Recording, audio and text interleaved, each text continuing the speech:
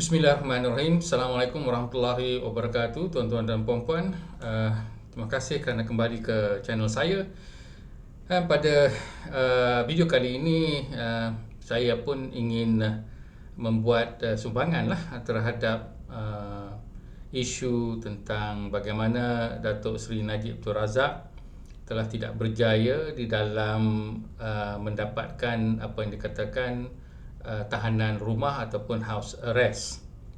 Jadi tumpuan saya adalah kepada isu atau kenyataan YB Yeo dan juga YB Wong Chen, seorang daripada DAP dan seorang lagi daripada PKR sendiri, yang telah dituduh oleh UMNO sebagai bersifat biadab dan sesuatu yang boleh mendatangkan kesukaran kepada gabungan parti politik UMNO dan juga Pakatan Harapan, sehingga ada yang seperti Ashraf Wajdi menggugut untuk menarik diri sebagai parti di dalam kerajaan. Jadi tumpuan saya di dalam video ini adalah untuk mengatakan adakah kenyataan yang dibuat di dalam Facebook YB Yeo, Begin dan juga Wong Chen ini bersifat kurang ajar seperti yang dikatakan oleh UMNO, ataupun ia bersifat lebih kepada politik kurang matang. Jadi di sini saya ingin membuat satu komentar lah terhadap perkara tersebut.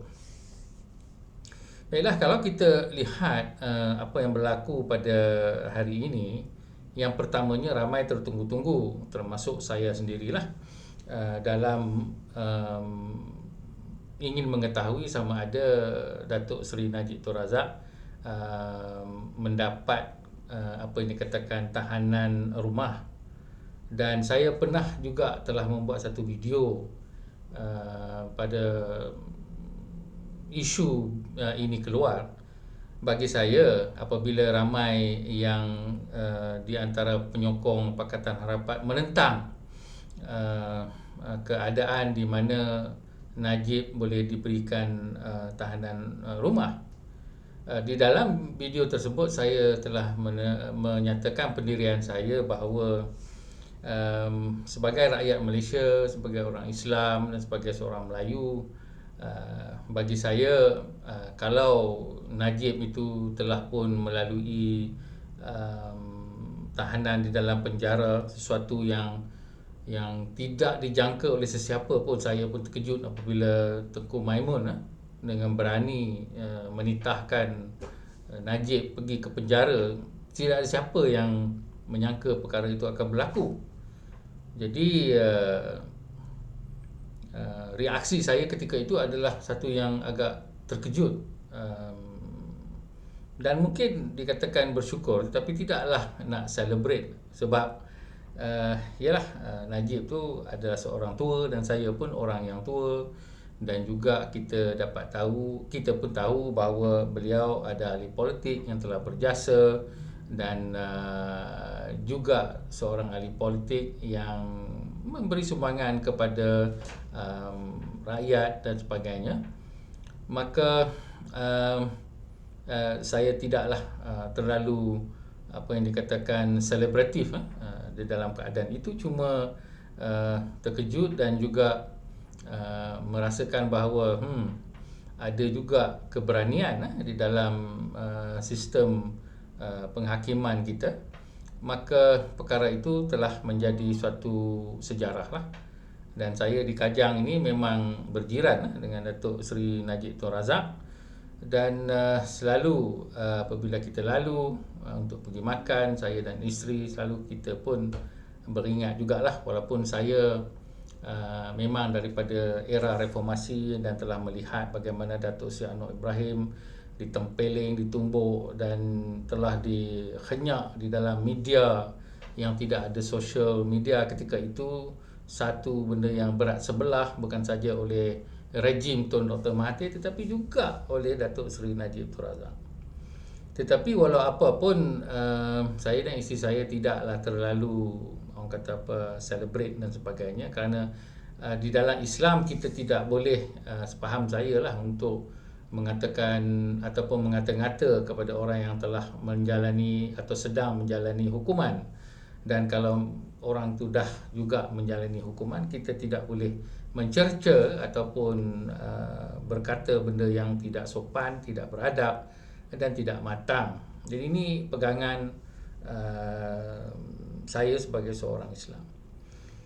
Walau bagaimanapun, isu yang sekarang ni adalah bahawa Yobe Yin telah menyatakan di dalam Facebook sebagai sesuatu yang boleh di-celebrate di akhir tahun 2025, iaitu bahawa tahanan rumah Najib telah ditolak oleh Mahkamah Tinggi. Jadi saya pun apabila mendengar perkara itu, saya pun kata, alamak, kenapalah pergi cakap macam tu, ya? Jadi saya rasa YB Yo bukanlah orang yang kurang ajar ataupun tidak beradab, tetapi mungkin pada bacaan saya adalah orang yang agak kurang matang sedikitlah dari sudut politik. Ya, beliau adalah salah seorang yang paling muda dan mungkin tak faham apa yang dikatakan politik Melayu, politik Islam, politik orang tua dan sebagainya.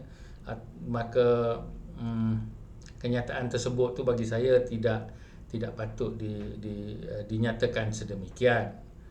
Jadi saudara Wong Chen pula yang mengatakan justice lives dan sebagainya. Ini saya tak heranlah, sebab Wong Chen ni geng Rafizi.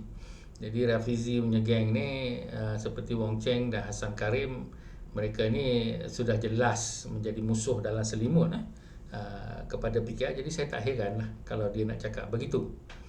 Jadi di sini apa yang juga perlu difahamkan adalah bagaimana reaksi Akmal Saleh dan juga beberapa pemimpin UMNO yang membentak-bentak, yang mengatakan bahawa kedua-dua mereka ini, terutama orang DAP Yobe Yin, sebagai kurang ajar dan kurang beradab. Saya ingin mengingatkan Datuk YB Akmal Saleh bahawa beliau sendiri adalah orang yang tidak beradab. Bukan kata dia tidak beradab dengan orang seperti saya, dengan kenyataan-kenyataan beliau yang telah saya tidak perlu bangkitkan, tetapi juga kepada orang seperti Ngakor Meng yang beliau menggunakan perkataan bodoh kepada menteri dan sebagainya. Saya simpan semua kenyataan tersebut. Jadi ini adalah yang kurang ajar. Bukan kata kurang matang politik, kurang ajar. Sepatutnya benda yang kurang ajar ini dia lebih tinggi daripada tidak matang politik. Tetapi tidak matang politik pun ia juga. Bezanya Akmal Saleh ni dia memang main politik bagi saya. Dia nak menunjukkan keperwiraannya dari sudut menentang orang Cina dan juga orang DAP. Itu memang dia punya politik. So kita tak boleh kata dia tak matang politik, dan dia adalah seorang yang betul matang politik dan menggunakan aspek kurang ajar di dalam menarik sokongan. Jadi dari sudut Yobe Yin, saya tidak nampak bahawa beliau seorang yang kurang ajar. Memang tidak ada sejarah beliau berlaku tidak beradab kepada pemimpin Melayu. Kalau ada, saya tak tahulah. Tetapi saya menyatakan bahawa kenyataan beliau tu adalah orang yang kurang matang politik. Jadi satu yang boleh dikatakan teguran yang agak serius di dalam keadaan politik Melayu dan juga bukan Melayu sangat meruncing, dan juga di dalam keadaan UMNO sebagai sahabat di dalam apa yang dikatakan gabungan kerajaan perpaduan. Kenyataan itu adalah sesuatu yang tidak patut dinyatakan.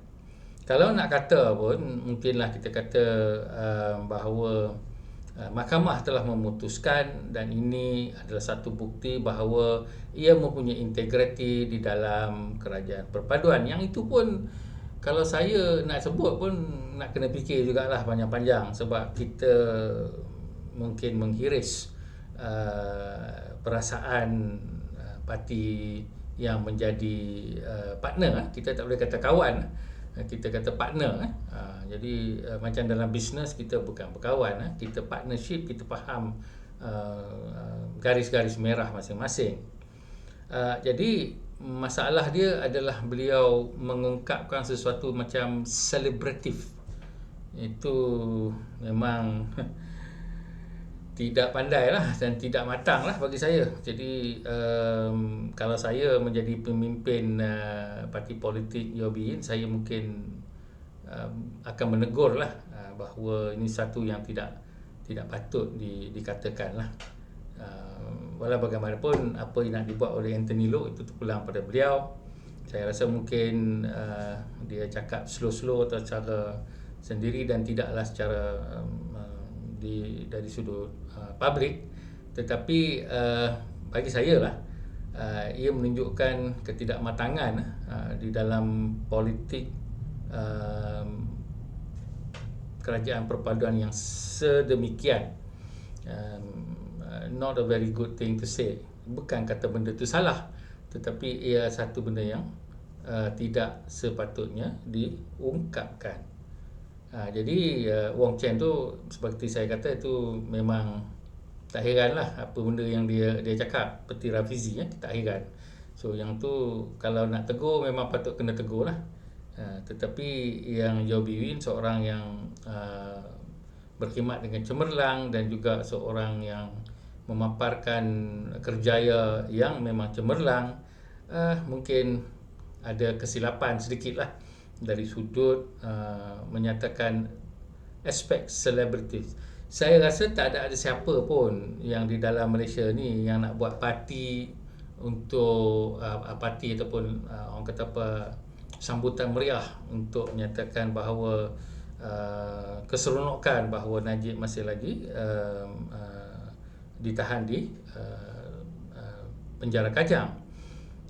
Jadi di sini bagi saya kalau Najib ditahan di rumah, beliau masih lagi ditahan dan dinyatakan oleh pihak penjara pun visitation dan sebagainya itu masih lagi dijaga.